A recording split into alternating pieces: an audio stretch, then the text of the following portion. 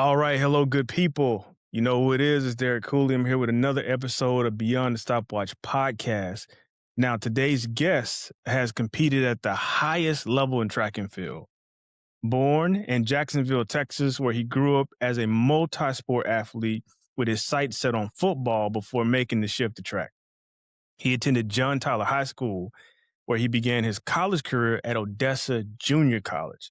Then transferred to Abilene Christian University, where he developed into one of the top long jumpers in the world. Not the country, the world. At his peak, he reached as high as number 3 globally and jumped over 27 feet. More than that, he represented the U.S. on the world stage, competing in multiple world championships against the best athletes in the world. Today, he serves as the head strength and conditioning coach at St. Mark's School of Texas, developing athletes across multiple sports. And at age 52, guess what? He's still competing. So we have athlete, competitor, coach, builder. Today we sit down with the one and only Kevin Dilworth. Welcome, sir. Hey, thank you for having me. Thank you for having me. Now tell me, how did we do on your opening? We tried to capture it all, but you got some stuff man. in there. You got it all covered. It's all covered. It's all good. Things as far as transitioning. I mean, my best ever was 28 feet, 2.5 inches. Good God. Even though it was wind dated, we still have to calculate that as one of the top of all time as far as wind aided jumps in the world. So yes. Go ahead and let's jump right into it. So you went from a small town in Texas. I've actually, believe it or not, been to Jacksonville. Mm. One of my best friends in the world, he's my best man at my wedding. I actually hit him up right before this call. I said, man, I'm about to interview an Olympian from your town. That town is small.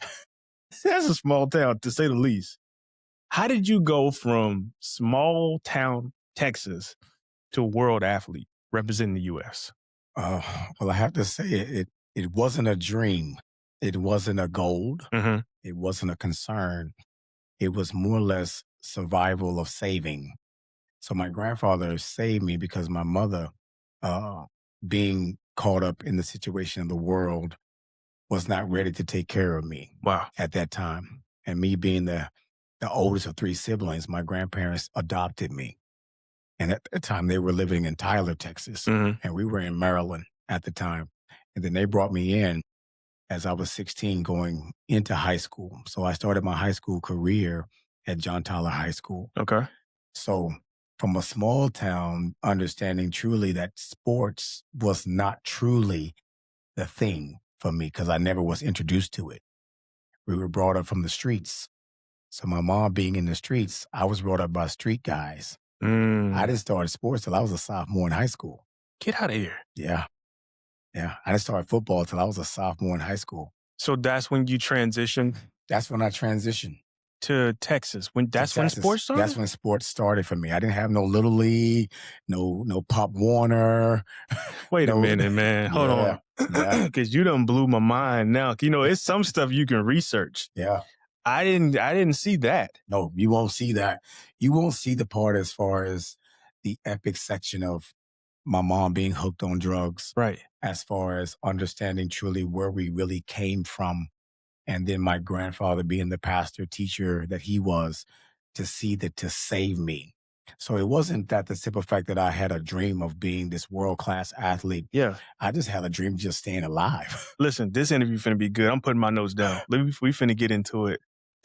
Take me back, though. It's because you said something. You said y'all were in Maryland. Yes, we were up in until you Maryland. were 16. Until I was 16. So from birth, small town, Jacksonville, y'all moved to Maryland. We moved. If anybody's ever been to Baltimore, Oh, we rough. it's rough, It's man. rough. They It's got some rough. good crab cakes. Oh, And then they got the Ravens yeah. and the Orioles and then Yeah. street. And then street. And then And street. all we knew was street. So from little kid, we're going to say 15 because you Mhm. transitioned to Texas in 16. Right. From little kid to 15, what were you doing at that time? Because you wasn't in sports. You was just in the streets wilding?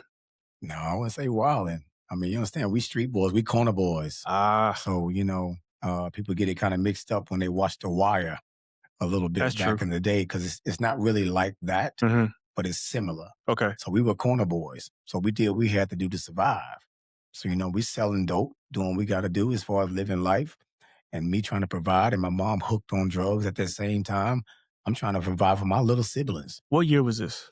Oh man, you talking about 86, 87. Okay. Because when I transitioned to ninth grade, it was 88. So this is at the peak of war on drugs. Oh man, big time. Yeah, 87, 88. That was Reagan's Talking about a time. flush. Yeah. Talking about a flood rule. Wow. Okay. So you're living I'm gonna just say the Baltimore life. Mm. Your grandfather, though, where does he come into the picture where he says, "Nah, Kevin finna come live with us"? So the simple fact that you visit your grandparents every summer, Right. every now and then. Yeah. And my grandfather always had this special thing for me. And I always knew from the birth of my mom being 15 to hold, to know me, she had 2 minutes to decide either I was going to live or die. Because at that time, young girls having babies in the 70s wasn't known to have. And my grandfather wanted her to have it, but my grandmother didn't want me to have. Wow. So I'm like a living miracle because my grandfather said, "You're going to have this baby." Yeah. So the simple fact of her having me transition, because my grandfather always believed in who I could be. So he always stayed in contact with me, even though we were so far away. Yeah. And then when things happened in my life and the tragedies that I saw at a young age, my grandfather said, "Nah, because I understand what's chasing you. Death is chasing you. And I got to make sure I save you from that." Give me grandfather's name. Oh, Reverend T.L. Dilworth. Reverend Dilworth. We're going to reference him a few times. He's still with us? Oh, no, he's passed away. Listen, rest in peace, Reverend Dilworth. But man, he sounds like a man of God. Dude, he was a dude. He was a guy. He was my guy. Yeah. First man that I truly respected. I love that. As a man. Yeah. Because every man that has been in my life has been totally negative. And I understand truly even just through tense manhood, and a man was taken from me at 8. If you can understand the principles of that. Yeah. It was taken from me. I get you. So I don't understand, I didn't respect a man. I was mad at a man. Right. Which created the monster that I was at a teenager. It was easy for me to fall into the depths of Baltimore City. Oh yeah. Now, you also said, I'm piecing this story together because this is so interesting to me. You said something. You said the tragedies that happened in your life that your grandfather knew about. Can you speak on any of those tragedies that happened that really made him be like, "This is it. Oh, I'm coming to get him"? My best friend being murdered in front of me. Oh my gosh. It's when you talk about Maryland life and street life, dude, I mean, it should have been me because we switch out. You go do this, I go do that. You go do this, I go do that. And this was my dude. We talking about Sandbox Brothers. You understand me swinging to the T-tops. Day one. Monkey bar brothers across the pass. Yeah. How fast can you get across the monkey bars and get back? That was my dude, Chris. Yeah. Was my guy. Wow. And for my boy to die in front of me, and I got a jet, I got to go, boom. And then to come back and he's dead. It's like, it's all of a sudden my grandfather knew he was on the road. Like he drove from Texas to Maryland to come get me. Yeah. He knew. He knew. Wow. Okay. So now it's painting a better picture for me who Kevin is. Yeah. Wow. So grandfather says, "I got to get him out this environment." But you have 2 other siblings back at home. What happened to your siblings? Caught in the system, man. Oh, wow. Caught in the system. They tried to come back over. Like my grandparents tried to adopt, but understand when you get so caught in the system, and understand when you deal with people like us that you're trying to transition to good, that's hard. That's hard. It was hard for me. My first 2 years was tough. It changed. It changed. I'm not used to like eating dinner at the same time with my grandparents or going to bed at a certain time. And I'm my own man. I've been my own man since I was 12. Oh, we finna talk about stuff. So you know what I'm saying? Yeah. So you trying to tell me, you trying to give me rules? Structure. I don't know rules. Or structure. Ain't no rules. Wow. It's not good. It's interesting. That's what it was. It's not good. It's interesting. Every day was interesting. Kept you alert, kept you on your P's and Q's. It was nothing dealing with good. Yeah. It was trying to survive and live. So how did you change your mindset of every day is survival to I'm in Reverend Dilworth's house with super structure with a routine that you're not used to. It couldn't. It never. Like, I can remember to this day that how much structure they try to lay on me. Yeah. I took money out of my grandfather's wallet and got me a bus ticket and right back to Baltimore. Get out of here. I was out of there. How long did it take before you got out of there? Oh my God, it's probably like 2 weeks. 2 weeks. I'm out. Yeah. Because understand, you're going to church every day. Oh, yeah, you're a reverend. Because you're a reverend. Yeah. You're a pastor. Yeah. You had church Monday through Sunday. Not just a reverend, he was also the pastor. Come on, man. Pastor of the church. Oh, this is a totally different dynamic there for you. Oh, dude, totally. Yeah. I don't know this. Yeah.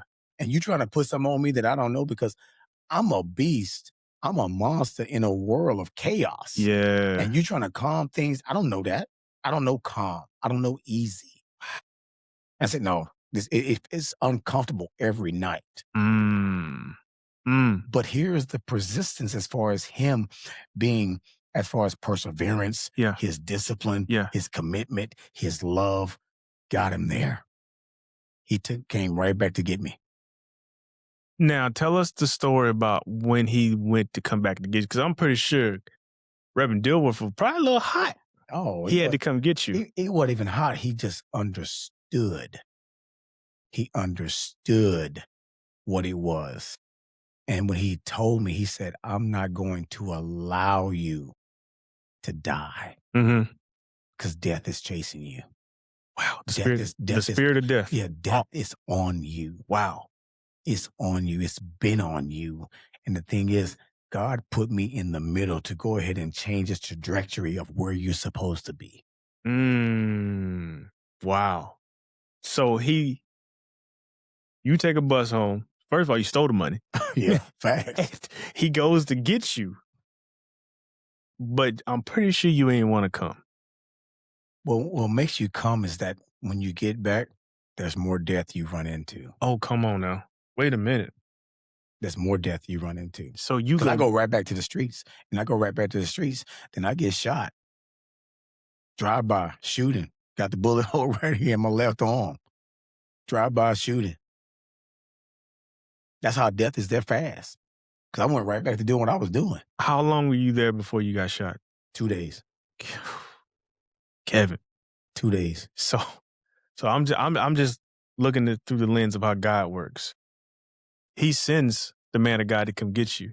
You say, nah, I'm going back. Right. And immediately you get shot in the arm. Immediately. What is going through your mind at that time? Is it resonant? Excuse me. Is it resonating that, man, I should have stayed in Texas? Or are you just like still knucklehead? Oh, come on. You knucklehead. You knucklehead. Okay. You straight knucklehead. Okay. And then now you think you got a badge of honor.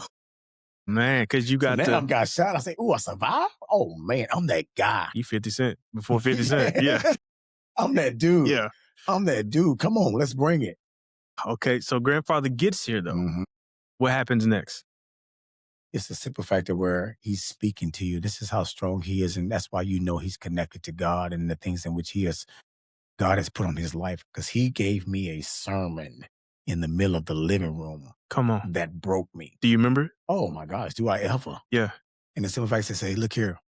You have to understand, even though you're running, and even though that you're in the belly of the whale, wow, because you're in the belly, and now we're going to take you deeper in the belly. And I don't even know who Jonah was back then. Yeah. You say Jonah, but understand, God had to put Jonah in the whale to teach him something. Come on, somebody. You say, now that he's teaching you something and you are disconnected from where you're supposed to be, now I'm going to go ahead and spit you back out and let you know truly your destiny of where you're supposed to lie and what you're supposed to do in life.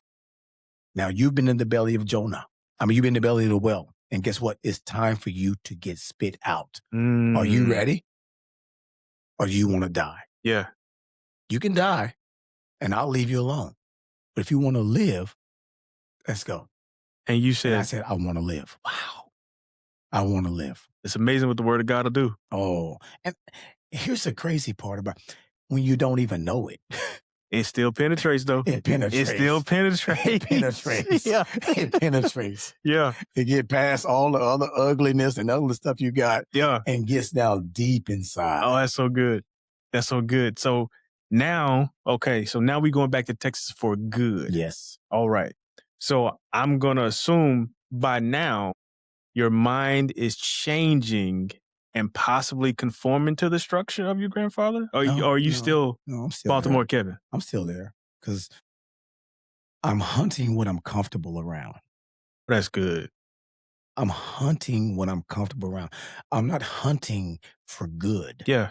for good people. Yeah, yeah. I'm hunting for goons. Because that's what you used to in Baltimore. I'm used to being around goons. That's good. I'm used to being around gangsters. Yeah. So I'm hunting around gangsters in Texas. Like, I'm checking because they checking me because at that time my accent was even thicker than what it ever been. Oh, So you had a Baltimore. I had a Baltimore accent, dude. Oh my And I used to gosh. get teased and pushed, and these little Texas cats coming at me. I got into 2 or 3 fights my first year in high school. Yeah.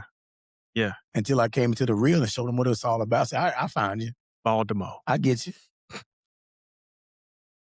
And dudes, the football players of the school of John Tyler saw something different about me. Yeah. They said, man, you need to leave them guys alone. That's not for you. I Mm. said, well, who are you guys? Mm-hmm. They said, come on, man. You can do better than that. So I'll just hang out with the football guys here and there. But then again, I still would do my nightlife with the goon guys. Okay. But the football guys said, man, I know you got something, man. You got something in you, man. I said, I don't know what y'all see because I don't see it. Yeah. He said, well, shoot, we got this one guy. His name is Carlos Evans. He's like one of the fastest dudes here on campus. Racing.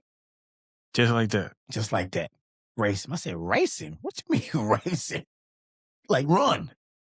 All right, so us, when we race at home, we take shoes off, we barefoot, you know what I'm saying? Because we run in the streets. We ain't running with the sneakers on. So I raced this cat. Barefoot? Barefoot. And I beat him. Crazy athleticism. And they're like, dude, you got to come for football. You got to come out for football. I said, I never played football in my life. What are you talking? Dude, come on. He said, no, you got to come out for football. And this is 9th grade or 10th grade? This is 9th grade. This is 9th grade. Okay. 9th grade. I just erased because I didn't play football my 9th grade year. Okay. He said, you got to come out for football next year. So, but 10th grade. 10th grade, I went out for football. You say, I'm going to try this football. I'm going to try it. And then you play what positions? I play wide receiver and cornerback. What that makes sense with the speed. Mm-hmm. Wide receiver and cornerback. So tell us about street guy.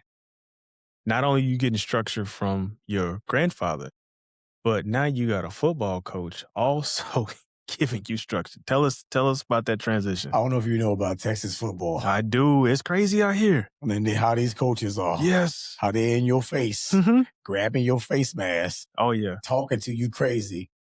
Did you quit a few times? Quit. I can imagine. Oh, I jumped the coach. Dude, no. Dude, a man screaming at me, grabbing my helmet, telling me this. No. Yeah. You understand, I told you in the beginning. I respected one man. Ah, you did your grandfather. Any other man's a villain. Ah. You a villain. Like, you ain't finna grab me. Yeah. No. Do you know where I'm from? Dude, no. So I grabbed him. Yeah. Slammed him. Oh. I'm in the principal's office. So did they kick you off the team? Nope. Coach knew something. And my grandfather had to come in and tell them, you can't do that. Not to him. Not to him. Yeah. This dude, he ain't that. He ain't them. Mm-hmm. You understand? This dude understand what you're dealing with. Yes. Because I do. Because my grandfather knew I was a demon. Wow. He already knew I was a goon. Yeah. He already knew I was a demon. Yeah. Like I've seen stuff, done stuff. He already knew. That them other high school them cats. other guys ain't even Vince. You don't see that shit in a horror movie. Right. So in the principal's office, you go back onto the team. Go back onto the team. Coach has a different approach with you now? He has a different approach with me. Okay. He knows how to handle me now. Mm-hmm. He knows how to go in. And even with the counselor. Because I had to go to counseling too. Yeah. To deal with that. She said, you just got to approach him different because I was in an angry place. Mm. And my anger, I used it as fuel, as the counselor said. Mm. She said, use that. Use that pain. Use that for your support. Right. Don't let it play against you. If you're angry, use it. It's energy. Dang, that's good. It's energy, but use it.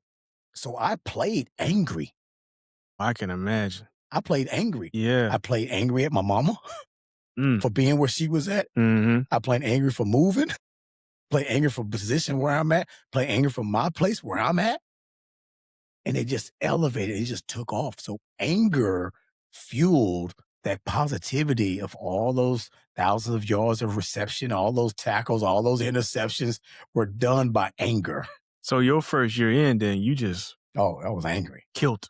I was killing it. You was killing it. I was killing it. So give us, if you can remember, give us some accolades your first year playing football that you might have got. So first year playing football, as far as wide receiver, getting in to that first year of sophomore year, I think I had 400 yards receiving. Mm-hmm. And then back and forth, I had 10 tackles, Okay. 3 interceptions. Okay. Going that first You year. getting your feet wet Getting in. my feet wet. But it's just somewhat, I was athletic, but not knowing I was athletic. Yeah. Everything to me was totally about reaction. Yeah. Because I knew how to react. Which helped you in both positions. Yeah, because I mean, you come from the streets, you don't know how to react. That's a good point. You know how to react when things happen. Yeah. You react. So, but now that you are in football, is this something you're enjoying, or you just like it because you can get your anger out? Well, my grandfather said it's something I had to do. See, I didn't know that. I couldn't just sit at home. Mm-hmm. Because I was always busy. Yeah. I was doing something. Like sitting at home, I didn't understand, just sitting there. He's like, go do this. Go take these wood and move these logs or do that. He said, no, you got to do something. He kept you busy. He kept me busy. That's good. He kept me busy. Okay. He kept me busy. Because we lived out in the country. Yeah. You know, we was out there. He had me chopping wood. Reverend Dilworth. Reverend had me chopping wood, moving wood. Yeah. Like, okay, God, dog, what is going on here? But he had me going. At what point does track come in, though? Is it the same year? But it's the same year. Okay. So I understand track comes in because if you play football, you run track. I got it. No speed coaches, no speed. That was your speed development in the 90s. You know, everybody has track speed coaches now. They do. Like now, that was speed development. And it's still that same way now, even with DeSoto and all those guys that play football here in Texas. Track and field is speed development because those guys can't afford a speed coach. Facts. So we run track and field. So if you play football, you ran track. So you were naturally fast because you said you beat the fastest guy there barefoot. Yeah. Oh, did you go into the 100, 200 to sprints, or did you? I went into the 100. Okay, but I wasn't a 100 dude. I was a 2.4 guy. I was a 2.4 guy. So your speed picked up as you picked up as I go. Okay. I wasn't like straight out the blocks going to get it. Let me take a Saratoga break. You know, I really hope Saratoga sponsors us. As much as I drink this at home, I need to send them this video. Right. So maybe, hey, Saratoga, if you're watching, we take all sponsorships. Kevin, this is so interesting. But okay, 2 and 4, I get. But you're a jumper. So you just said, you just saw this sandbox, like, man, I'm going to just jump and see what happens. You know, they introduce you to sport, to disciplines. Yes. They say, hey, we want you to long jump. I say, okay, cool. Show me how to do it. You know, and then being in public schools, you don't have jump coaches. Yeah. You have football coaches that do stipends for track and field. Yeah. So the guy that coached me was the linebacker coach. He said, hey, let's just run fast, jump far, keep your eyes up straight ahead. That was it. That was it. And the first time I long jumped 23 feet as a sophomore. And it's like, your first time you jumped 23 feet? That is insane. You know, it's people going to state jumping 18, 19 now. I know. God, man. Yeah. So I can only imagine their eyes. Oh, dude, he was like, oh my gosh, you're natural. Naturally. I said, okay, you say so. But you still loved football, though. To a point. Okay. Tell us about that. I mean, I love football. Track was what it was. But football was a deal because it's Texas. And I just love the contact. I love the battle. That was a contact. Yeah. I mean, until they blow the whistle, man, let's get some. You know, especially cracking on corners as a wide receiver. Oh, man. You know, crack blocker. They don't have that now because it's out of the game. But I used to go up and just go in the ear hole of another guy that's not looking. Oh, anger. Light him up. Man. So 10th grade year, getting your feet wet in both sports. Was there a third sport that we didn't? So those are the two that you focus on. Just those two. 11th grade year, you got to come back with some swag because of what you've been able to do your first year. Just because of the way my grandfather was. Yeah. He was a very perseverance and he knew what he was dealing with. Because every day, and I said this in a baccalaureate speech when I spoke at St. Mark's Baccalaureate back in 2021. Mhm. He came every day into my room and said a scripture in my room every day. Didn't miss a beat. For the 4 years that I was there, every morning, he came in, prayed, said a scripture, and told me one thing. Have you touched the sky yet? Mm. Have you touched the sky yet? And I didn't understand the principles of it, Break it down. but I understood as far as him creating the balance of it. He was creating balance in my life. He was creating a barrier to where the enemy could not push through because Hedge of the enemy, protection. yes, Yes. constantly, because the word of God truly was protecting me. Man, that's good. And he protected me from the time I woke my eyes up, wow, until the time I went to bed. He was covering me, and Mhm. he covered me and covered me and covered me, and not even understanding truly why. Because I'm saying, you're still in your head. Yeah. I'm still in my head as a teenager. You know how teenagers are. That man, I'm in Man, my head. I got 2. Or I'm said in we my got 2. Yeah. I'm in my head. Yeah. And I never could get it. I never could click. I said, okay, this old man, that's how I look, Mhm. just steady him out, and and he'd just start, open his Bible, read his scripture, and said, have you touched the sky yet? I never knew what that meant. Mhm. I never knew what that meant until I literally think when I jumped my personal best, I knew that. Mm. I knew that. And then I haven't really touched the sky yet. That was just a simple fact of just where I'm about to go. That's good. Wow. So, man, your grandfather, man, shout out to Reverend Dilworth Oh, again. dude. Wow. That's my guy. That's as a parent, I'm gonna tell you, that's motivating for me to know he was that consistent to come and give you the word of God and pray with you every single day. That's not easy. Mm-mm. That's not No, easy. no. Wow. Man. Especially when you're going through and doing things in life for Mm. yourself Yes.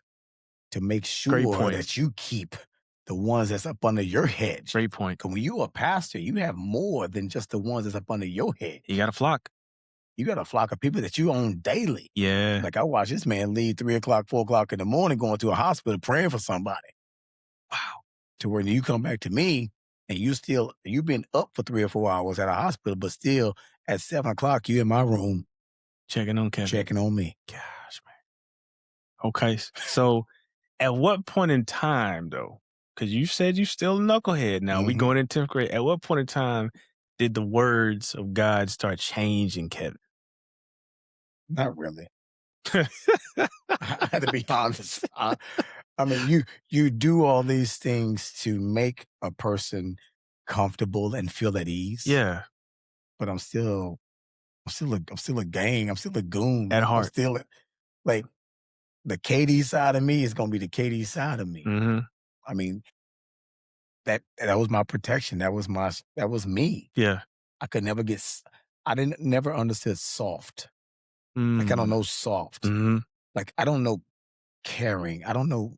It took me a while to understand love. Wow. Because I never was loved. Okay. I was dealt with, Mm-hmm. but never knew love.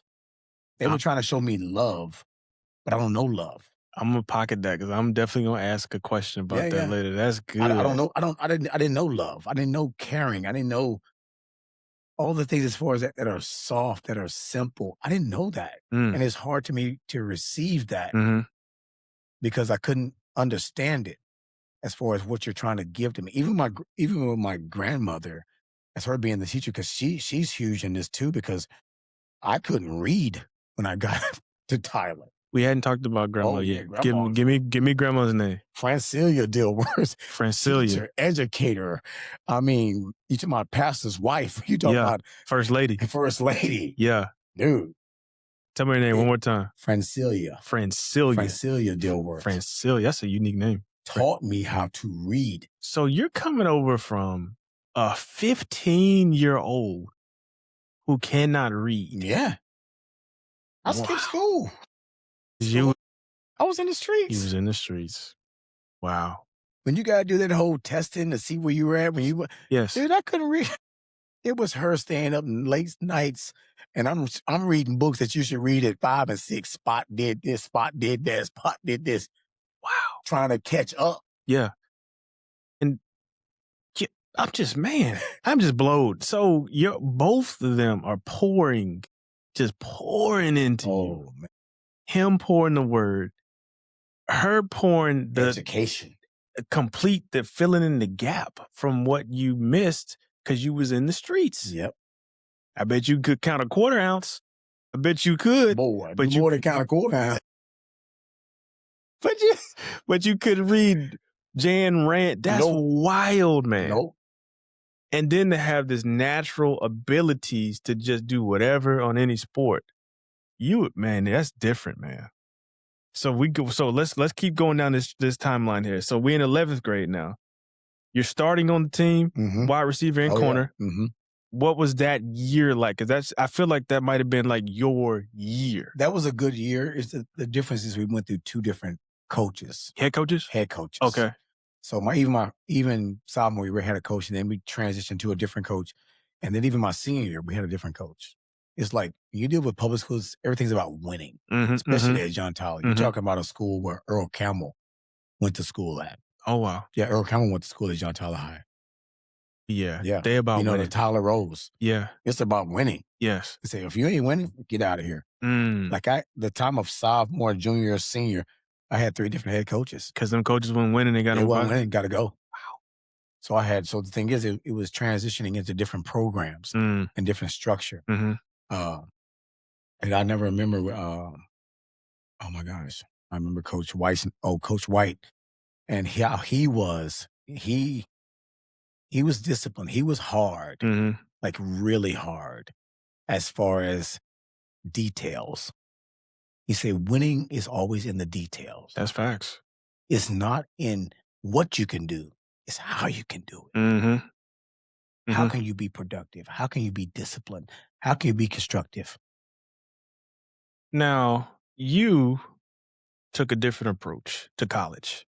Oh, yeah. You went junior college. Yes. You took the Odessa Junior College. I want to look at my notes and make sure I got it right. Odessa. And that was and that was not by choice. That was just by the simple fact is I wasn't good in school. That's what I wanted to ask. So was the junior college route because of I couldn't pass the ACT and I couldn't pass the ACT. I was not good in school. Wow. Okay. Because I had Texas, Baylor, Michigan. I had all these schools after me. For which sport? For track and field. Because I only jumped 25 feet, 26 inches out of high school. Everybody wanted you. Everybody wanted you. And you was a dual athlete too at that. Because you could still play football and do track. Yeah. So you get to Odessa though, and you're on a track scholarship there? I'm on a track scholarship there. Tell me about that. Because now I'm really interested to know, because you're going from the covering of Reverend Dilworth and his structure, but now you kind of on your own again. But did you get back wild or not, Kevin, or did you kind of tell us about that?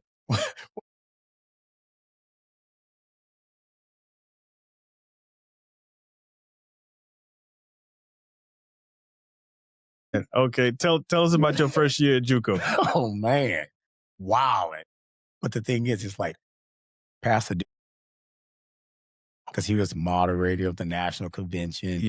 He automatically was calling preachers that he knew in Odessa. Oh, he wasn't messing around. He was like, my son's going to Odessa Junior College.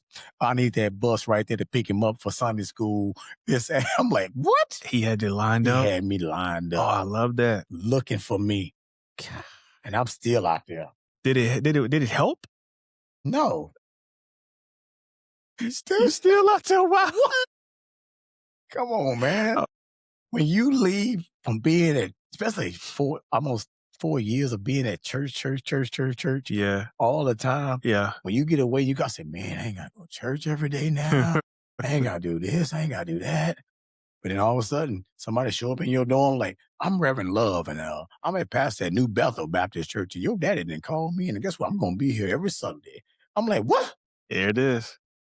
But your jump, though, is really two different spectrums. You went from street kid to PK. But that's Dude, night what? and day.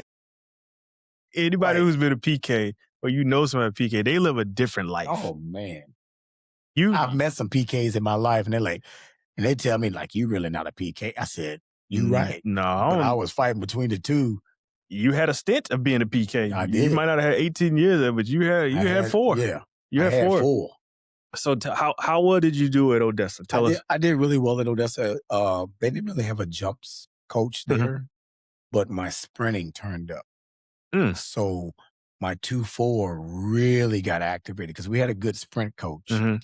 And I ended up running 20:35 there in the 200 Okay. and ran 45 and some change in the 4x4. Oh, that is real good. So my Yeah. sprinting really took off because my jumping didn't. I think the best I jumped was probably like around 26.1 You say that like at it's that nothing. time. I mean, You say it's a lot. It's a lot.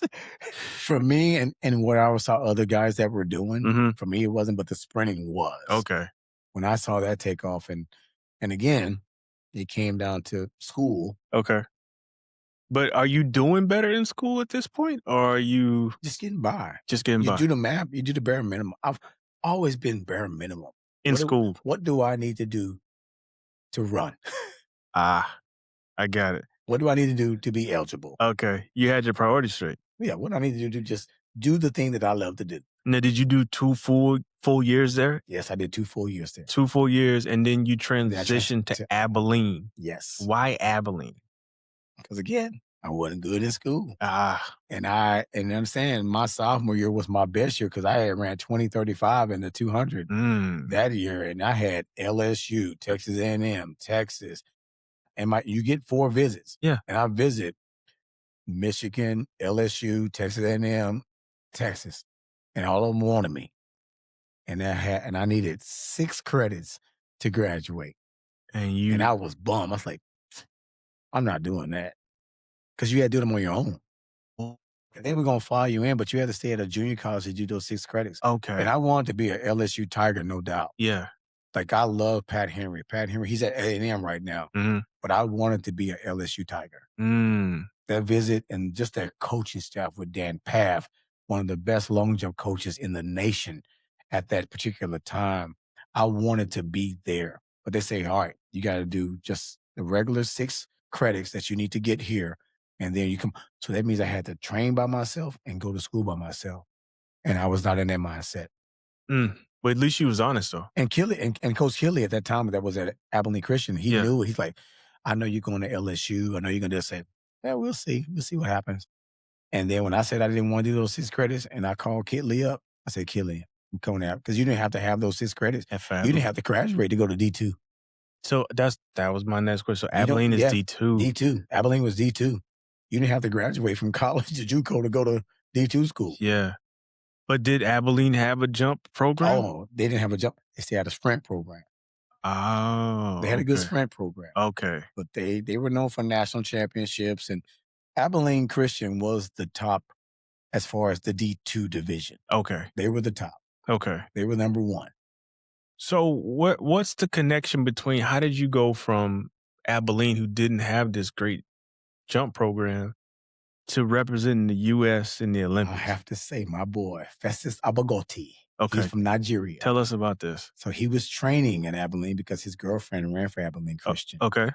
And he saw me jump one time and he said, dude, you're so much better than what I see. I was like, okay, so what do you mean? Mm-hmm. He said, if you would just sacrifice your mornings to train with me, I'll show you. Mm-hmm. So I sacrificed. I trained with him at 6 a.m. in the morning before I had to hit my first class at 8:30. Mm-hmm. And he took me from my junior year to my senior year, because I'm saying I was only like 26.1. And the first year I opened up at 26.10 indoors. Because we were doing different kind of training. We were doing training that was specifically for jumping. Yeah. That's different. When I was just with Kitley and we were just doing intervals. Mm-hmm. And then when I got with the semi-jump coach, we would just run through and we would long jump. But he was giving me specific hard training stuff that was dealing with long jump. And it was tough. Yeah. Especially at 6 a.m. in the morning. Man, anything's tough at 6 a.m. It was tough. Yeah. So I decided to make that sacrifice. And I sacrificed that for 2 years. And then my senior year, as I went in, I got faster. I got stronger. And with Festus also giving me these long jump technique things, I mean, I went from 26-1 to 26-10, 11, and then went to 27-9 in 3/4. Wow. That's my best as a collegiate. Yeah. And I still hold a collegiate D2 national record ever of all time. To this day. To this day. Oh, you're a bad man. And I just found that out like 4 weeks ago. Wow. Well, but still connect the dots for us. How does someone go from D2? How are you seen? Like, is somebody recruiting you to come represent the U.S.? How does this work? So I qualified for Olympic trials in 96. So my last year when I jumped 27-9, understand, I'm ahead at that time. Mike Powell was leading in the world that year. I was number 2 in the world that year. Carl Lewis was number 3 in the world that year. So I'm going into Olympic trials in 96 in Atlanta. Wow. Being number 2 in the world. Yes. At 27-9 in 3/4. My God. So that's like, I couldn't know what to think. Yeah. Because I'm like, really? Like, wow. Like getting interviewed and news coverage and going and even going into Atlanta, like, oh, what does it feel like getting ready to compete against the world record holder and Carl Lewis? I'm like, I don't know. I mean, yeah, I'm just here trying to jump far. Your grandfather was still in your life at that time? Oh, yeah, huge. He's big. At that time, I understand that time being my senior year in college, I'm totally transitioning away from street. Oh, I want to hear this. Oh, totally transitioned from street. And you still got a hard, rough side to you, but I'm not like as street as I was. So are his words carrying different weight at this time? Oh, yeah, totally. Not just his words, just me being involved in the Bible. Giving my life to Christ. Did that happen your senior year? That happened right after my senior year. Tell me about why that happened. Because I come to find out who my father, I never knew who my daddy was. Okay. But come to find out that my father was an alcoholic. And I couldn't understand why I like to drink so much. Like I drink all the time. Like I would drink before practice. Before track practice? Yes. And still go jump and still jump pit. And still go do whatever I need to do. I'll take a shot of vodka, take a shot of this, and still go and train. Familiar spirits. Oh, dude, it's those 2 words have come up in my life. This is the 5th time this week. I couldn't even understand why, but it was my Russian roulette. Like even though I got real to street, it's like I had it to have that edge. Like that's the only thing that was like, that was my superpowers. But did something happen though? Was it an incident where you said, all right, I need to stop drinking. I need to get myself, I'm about to get my life to Christ. Well, you get that because you get drunk and you get laid out and things start happening and you can kind of see your world turning around and going a different place. Yeah. And then you know you need to change. You just know you do. Yeah. You just deep down inside is like, okay, if I jump this, doing this. That part. What if I let that go and really lock into that? How far could I really go? That was the kicker. So I can only imagine the rejoicing that your grandfather and grandmother had. But they didn't know about that. What do you mean? They didn't know about the drinking. No. But just the fact that that I gave my life to Christ. You gave your life to Christ. Oh, yeah. And just not that. It's just the ministry part of just how I would come back and want to preach and teach. Really? Oh, man, to young people. My grandfather told him my life. He said, dude, you have a spirit. I say, because I would come back and just talk to the young people and just like give them the benefit. And it's just everything that I've been through. Yeah, testimony. Like, dude, y'all need to stop acting ratchet out here and doing these things and listen and understand. I've been with you at times 10 times 100 times and shouldn't even be talking to you right now and showing them the evidence of those things. And those kids like, and then seeing that and speaking life into them. And that's where I'm at right now. Yeah. Because you're currently the head strength coach at an all-boys school, St. Mark's School of Tech. You're talking about the #1 school in the nation. You're talking about around rich politics. Yeah. Yeah. Yeah. So we're gonna skip around a little bit because I do want to talk about St. Mark's. But I want to continue to talk about the Olympics first. So you're at the trials. You must have did well. I did decent in 96 trial. Okay. Because I'm saying it's the end of your collegiate career. Yes. So you're like tired because you had a whole collegiate career and now you're trying to jump at your personal best where these guys have been training just for this moment. Mm, See, the professionals have been training for that moment. that makes a lot of sense. I wasn't training for that moment. I'm training to win nationals Yeah. at the D2, Yeah. which is May. And this is later in June, late June. Okay. So just to be in the presence and just for the world record holder, this is what really set a spark for me. I was in line picking my packet up Mm-hmm. at the trials in the hotel. And I just, the lady said, can you give me your name? I said, Kevin Dilworth. And then Mike Powell was in ahead of me. And he said, oh, you that guy. They know. Just that. Mm-hmm. Sent something, say, oh, you know who I am. Mm-hmm. I said, what guy? He said, oh, you the 27.9. He knew your jump. He knew your jump. When you were like behind the world record holder Yeah. and you're above Carl, because Carl haven't really jumped that much that year. Mm-hmm. When you're above Carl Lewis, he's like, oh, you that guy. I said, okay. He said, I just wanted to meet you. He said, hey, good luck. And he just walked out. And I was trying to say, dang, the world record holder knows who I am. Yeah. And I Wow. was like, wow. Now, did that give you like a sense of motivation? It makes you go up and make you be nervous. Oh, really? Because you're like, this guy's jumped 29 feet. Yeah. And you're like, wow. But it just lets you know that where you stand at and the presence that you're at now, Right. where you have arrived. Uh-huh. Like you have arrived from mediocrity or whatever middle to like the high ground. Mm-hmm. Up there with kings and prince. Like you up there with the big dogs. You done made it. You at the big dogs. Yeah. So how you going to handle this? But did the pressure get to you when you got ready to jump? No, I was just tired. When I jumped at trials in 96, I was tired. Because I jumped in 96, but I made 97 world championship team the next year. That was my next because question. I was training for specifically that particular event. It's different. It's different. You don't jump a whole lot. Okay. In college, you jumping every weekend. You're sprinting every weekend. Very good point. When you're doing it professionally, you pick and choose, and now you have a peak time where you're trying to peak at a certain event. Because I beat all the big timers as far as to make the team. Yeah. In 1997. So you made the team in 97. I made the team in 97 going to Athens. Man, that's big. And so you get there. Is there a moment when you look around and you like, man, how did I get here? No, because there's a belief in it. When you jump as far as you jump, you expect that. Like I expect that. The training that I go through, I'm expecting to jump far. I love that. Because my training is tough. And when I see things happen in training, there's no second guessing when I'm at a competition. Like I know I'm going to jump far because my training. How old are you at this point? Oh, let's see, this is 90.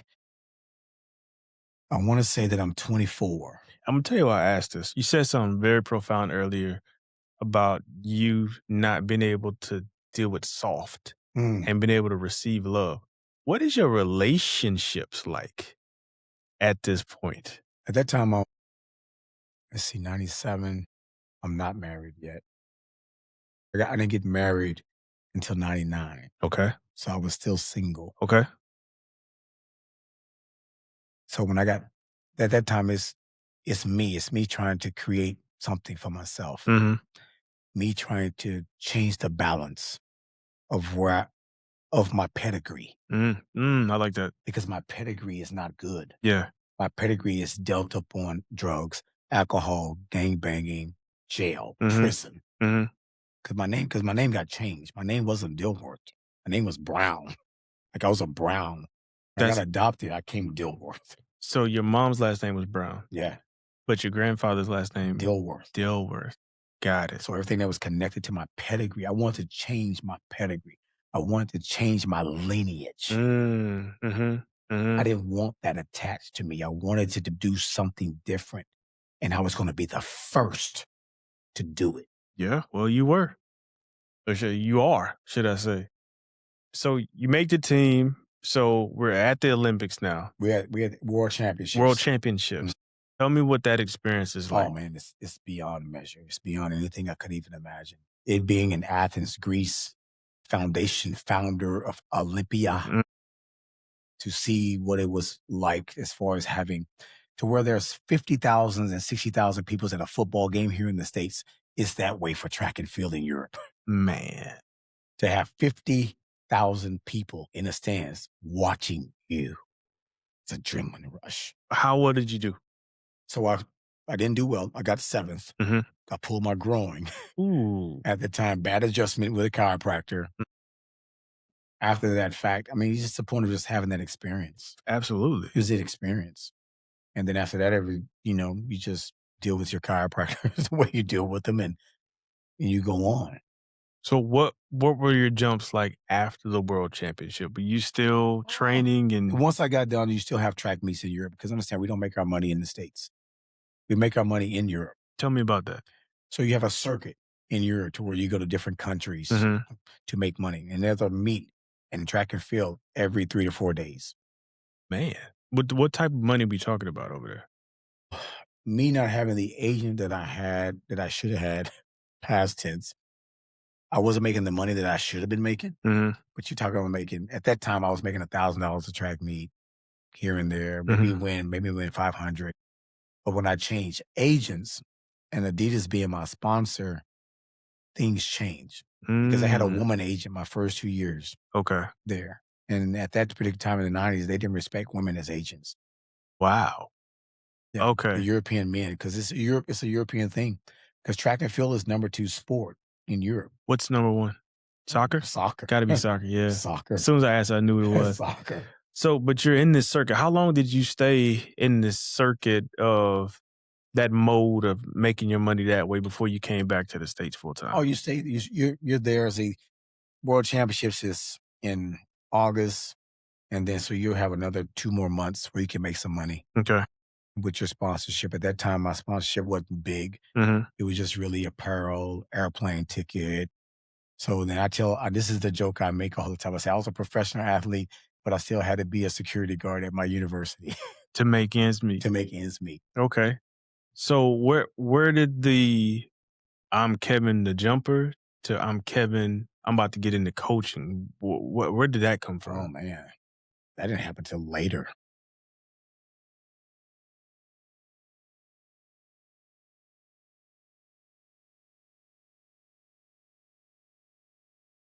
We're talking 2007.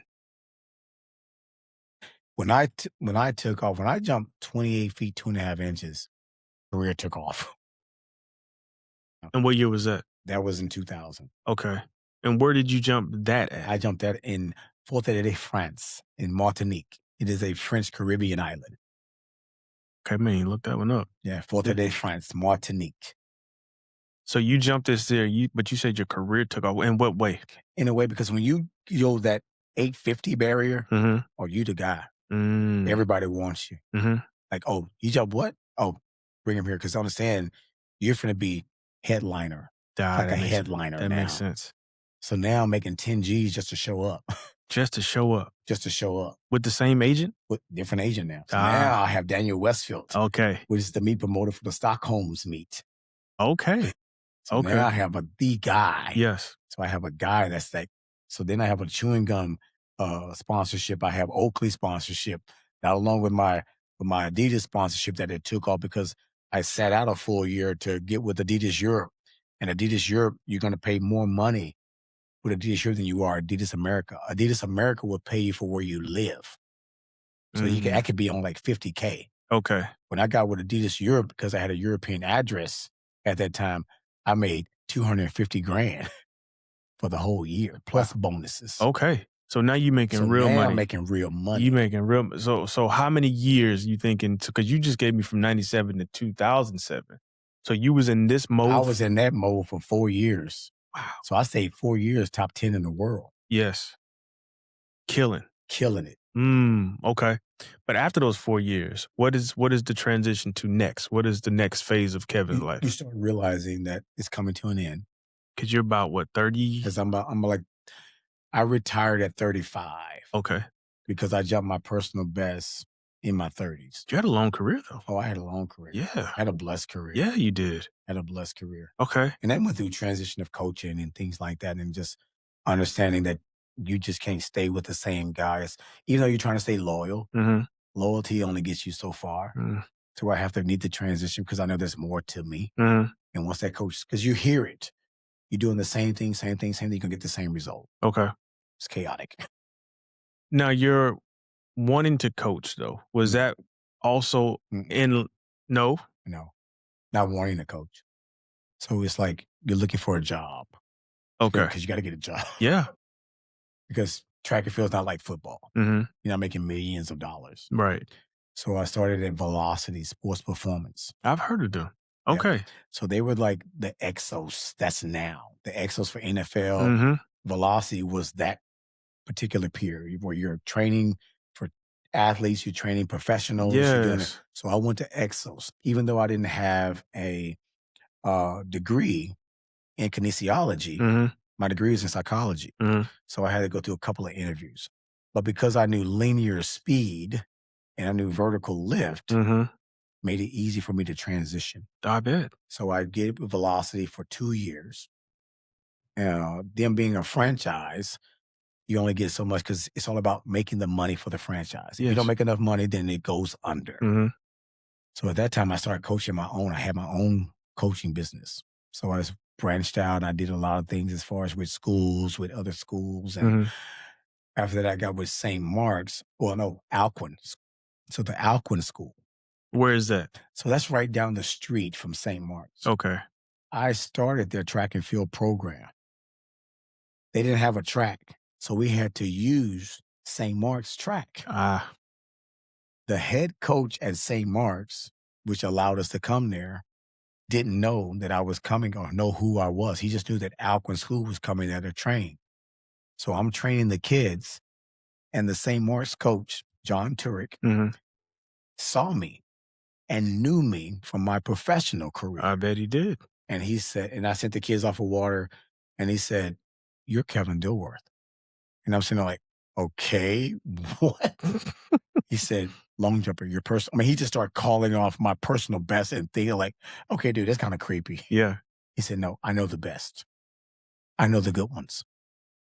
I know when you was in Track and Field News and Track and Field Magazine. I've seen you on Sports Illustrated when you was in Sports Illustrated. Oh, wow. I was like, wow." He said, "You ever thought about really coaching and not doing this?" I said, "What do you mean?" He said, "Come to our BVU track meet here in the next couple of weeks." So I went to St. Mark's to their BVU track meet. I mean, it was like a festival. So many people, so many athletes. And then he said, "Hey, how you like this?" I said, "Man, this is nice." Mm-hmm. Because St. Mark's is like a mini college hidden Yes. over there in Dallas. I said, "That's nice." He said, "I like this." He said, "Well, I want you to apply to be my assistant coach and my horizontals coach next year." I said, "Okay, cool. I'll do that." So I applied in 2008. Things took off. Man. And at the same time, I had qualified for 2008 Olympic trials that year too. Really? Because I was still training Yes. at the time. Did you go I went to 2008 Olympic trials. at the same time? At the same time I was trying to coach. Wow. So 2008 Olympic trials, you come back, now you're the assistant coach I'm an assistant coach. for track and field Mhm. at St. Mark's. Yes. And you did that for So I did that for every year. Mhm. And then they like the St. Mark's community. It's all about community there. Oh, yeah. And they like what you do. Mhm. And they knew your background. So then it went from track, "Hey, can you help out with basketball?" So I coached basketball. But did you play basketball? Nope. What? I coached basketball. Okay. And then, because it's about knowing movement. Because when you deal with the performance, you just know movement. Mm. Skills is easy. Yeah. It's the performance part of it that you need to know. Wow. So then I went from basketball. From basketball, I went to soccer. I helped coach the skills in soccer as far as the agility and speed Yes. for soccer. So now I'm doing track, basketball, soccer.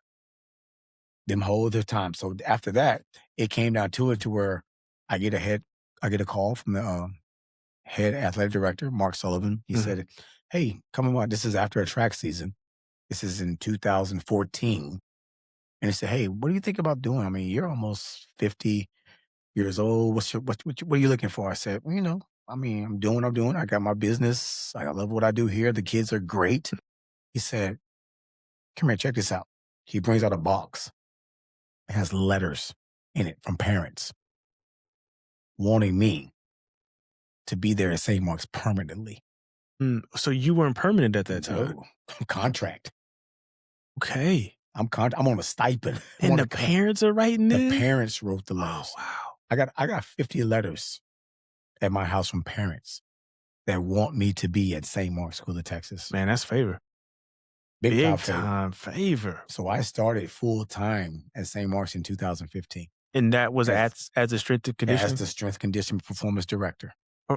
They never had it. They never had that there ever. They created that position Just about to say for that. me. They created the doggone position for you. Yes. Wow. 14?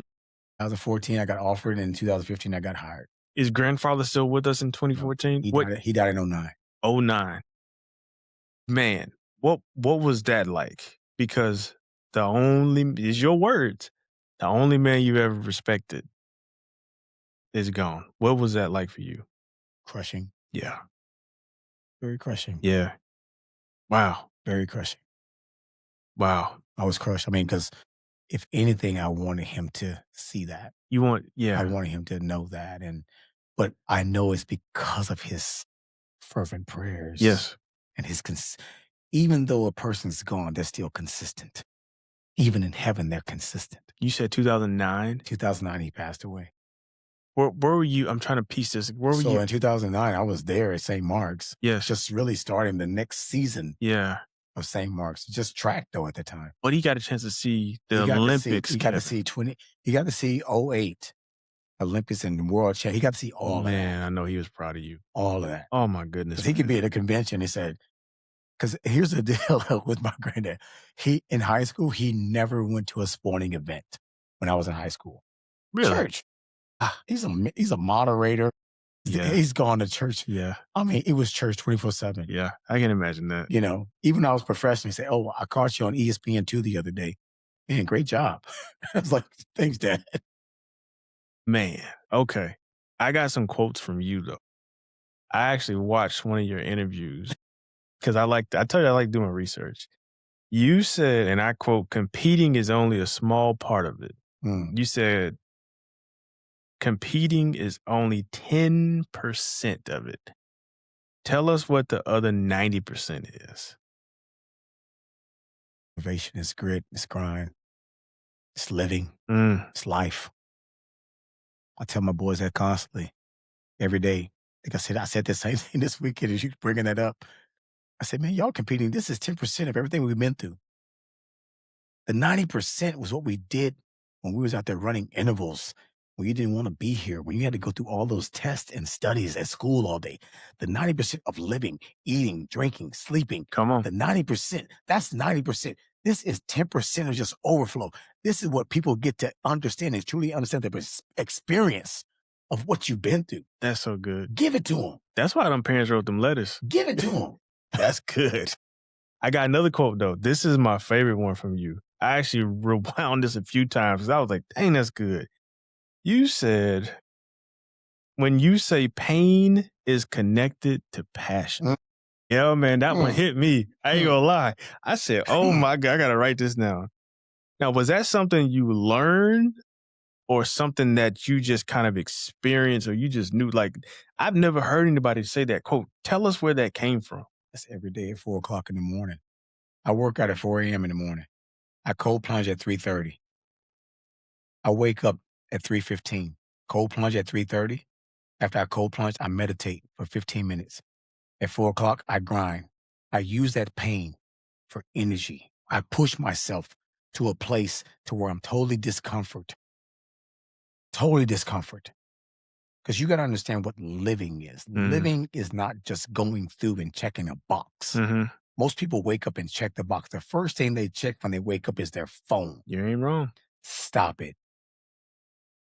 God tapped you on the shoulder for a reason and a purpose. And the first thing you need to do is understand the intention of why you are awake this morning. Yes, sir. And now I got to put myself through something that I tell people to go through. So use that pain as an ingredient for what your passion is. Use it. Embrace it. Man, that's good. It's fuel. You're already here. Might as well go in and get a reward for it. 52 years old and you waking up.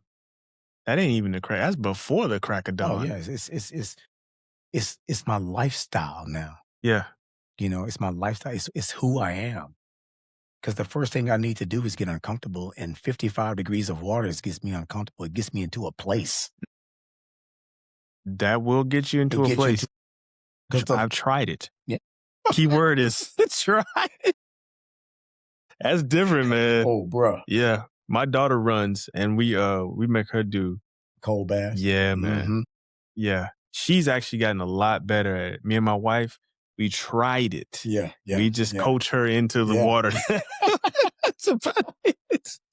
We gonna do better, man. Because you are so motivating me, man. If I can do half of what you're talking about at 50, man, I'm gonna be all right. But let's continue down this because this is good. I know we didn't talk a long time, but this interview's been amazing, man. So we're done with the Olympics now. We're done with jumping. Was it a hard transition for you to be like, that's no longer a part of my life? Yeah, because I'm structured. I have Mm. a standard. And that's the reason why I do have the other things that's involved because when you have goals and training at the high Yeah. level, Yeah. lifting weights just don't get it. Mm-hmm. CrossFit just don't get it.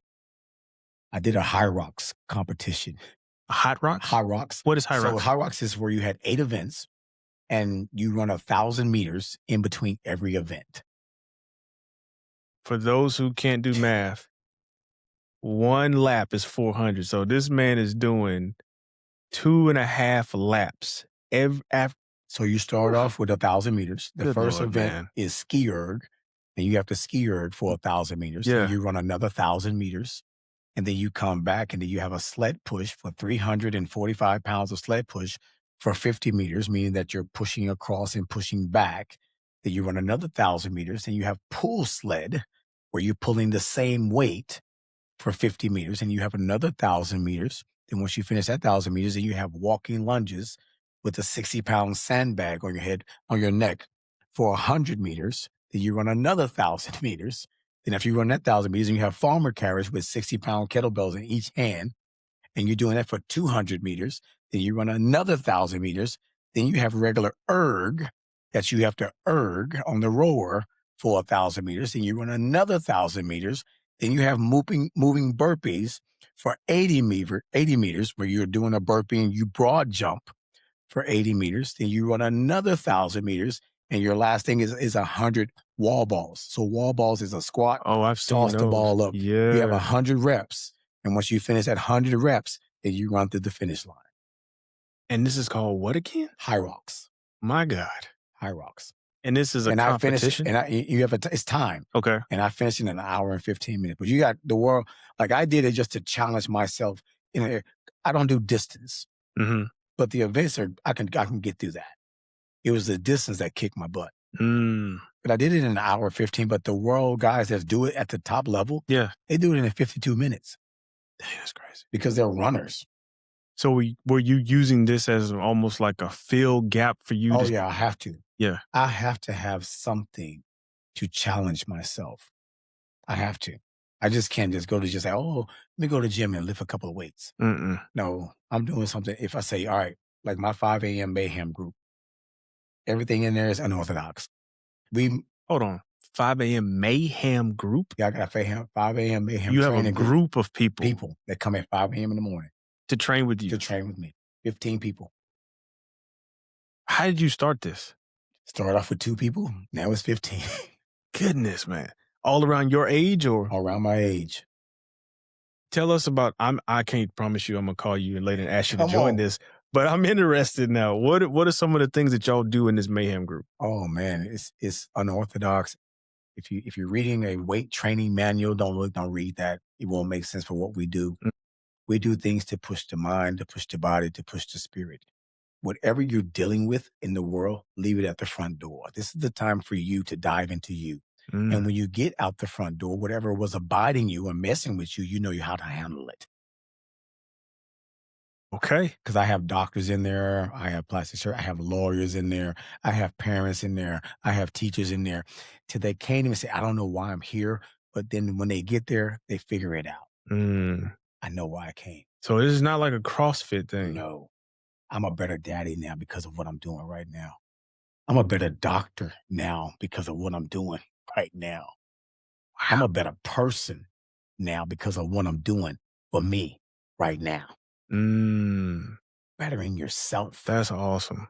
Because when you get past, you think about it, when you really get going, when is there really time that you do you? That's a very good point. When do you do you? That's a very good point. So why not do you when everybody else is asleep? So realistically, that's still you competing in some form Oh, or fashion. I'm always gonna Kevin is always gonna compete against KD. Oh man, KD is the villain. KD is in Baltimore. KD is in Baltimore. God, that's good. Kevin is always gonna be competing against KD. Kevin Always. versus KD. Always. Wow. Because KD will show up and like, oh, you gonna sleep in tonight? That's what you doing? Or we gonna go out here and make this money and get this bag. And then making money and getting the bag now is hitting the weights and getting out here and challenging myself, pushing myself, Mm, creating a different platform for myself. that's so interesting. So even though you have mentally matured and transitioned away from KD, Mm-hmm. KD is still a part of Oh you. boy, he's the protector of everything. Come on, break that down. He's the protector. He's the guide source. He's the dude that you really don't want to cross. That sounds like it. You know what I'm saying? Yeah. You don't want to cross him because he's the dude that covers my son, that covers my mother, that covers my grandfather. Anything that I'm close to, Mhm. he covers. You said son and father earlier. We hadn't talked about that. You have kids now. I got one son that's a blessing to my soul. How old is your son? He's 5. You have a little son. I got a little boy. Tell us about him. Old boy, Isaiah Chase. Your Dilworth, whole, I just my want to say, dude. your whole face lit up when I asked you to talk about your son. That is my guy. Yeah. Because I wouldn't. The doctor said I couldn't have kids Okay. because I tried to have kids. Yeah. And Isaiah has been a miracle for Wow. me. Mhm. You thought Kevin and Katie was 0.5. Now I'm 0.10. And like, Yeah. I'm on a whole different vibe because he's my superhero. Yeah. He's my guy. Yeah.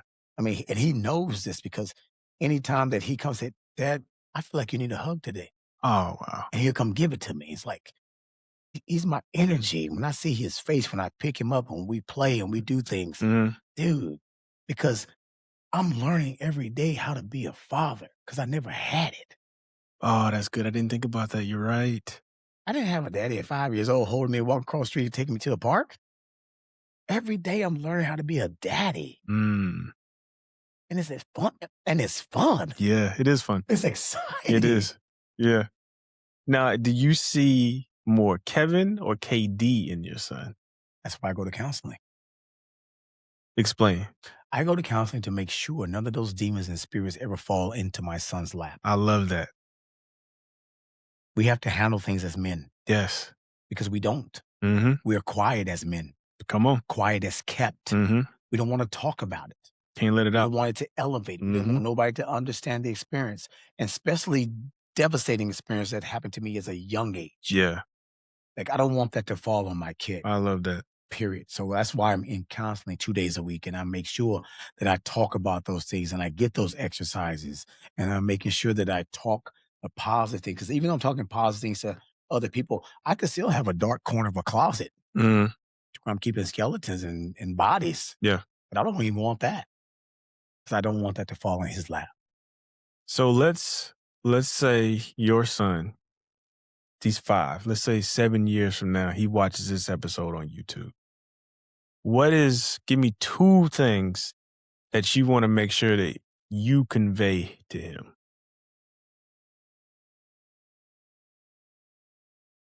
I try to go a little deep at the end. That's a deep. Yeah. The one thing I really want him to take in is truly be his authentic self. Be your authentic self. Be you. Don't let nobody make you. Don't fall into traps because they're out there. And truly believe in what you want to do. I mean, believe. And he's like that now. His natural ability of what he wants Mhm. and how he puts his mind to it does it. Yeah. And I don't have to force it. Like, he wants, when I get to the school and we have track practice, he wants to warm up with the track team Already. already. Mm-hmm. He said, Daddy, we got to be ready. You're late. We're late. It's that piece like, okay, son, we're going to get there. But I just want him to be his authentic self because he is so much love. He is such a spirit kid, like his spirit and the way he moves and what he brings in his essence, Right. But if he saw this and he would know, man, yeah, Dad, I got it. I see it and I'm going to elevate. Yeah. I'm going to elevate. Man, I'll tell you for me, one thing that I hope when people listen to this, if they don't catch anything, they catch that where you start does not determine where you end. Mm-mm. Your No. your beginning is total polar opposite Oh, boy. from your end or your current, because you're not at the end. You're current right now. Amazing, amazing, amazing story. So we're at the end of the interview, Kevin. This has been phenomenal for me. I hope it's been great for you. Oh, it's been amazing. If for the people that are watching, if there's one thing that you want to say to them, maybe something we didn't cover, maybe something you want to emphasize about who you are, not even as an athlete, but just as a person, what would that be? It's what you just said. It doesn't matter where you start. It's how you finish. It's how you finish. And make sure that you're paying attention throughout the journey. I like that part. Yeah. Pay attention. You gotta learn. Don't ignore. Learn. Every experience is a learning experience. Take notes. Write it down. Yes. Whatever adjustments you have to make them.